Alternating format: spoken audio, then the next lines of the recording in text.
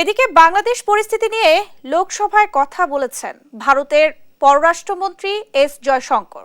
বাংলাদেশের সংখ্যালঘু সহ সকল নাগরিকদের সুরক্ষা নিশ্চিত করার দায়িত্ব ডক্টর মোহাম্মদ ইউনূস নেতৃত্বাধীন অন্তর্বর্তী সরকারের বলে মন্তব্য করেন তিনি।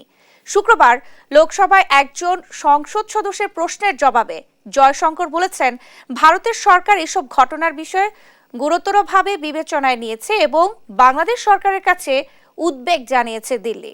সংখ্যালঘু সহ বাংলাদেশের সকল নাগরিকের জীবন ও স্বাধীনতা রক্ষার প্রাথমিক দায়িত্ব বাংলাদেশ সরকারের উপর বর্তায় বলে মন্তব্য করেন ভারতের এই পররাষ্ট্রমন্ত্রী।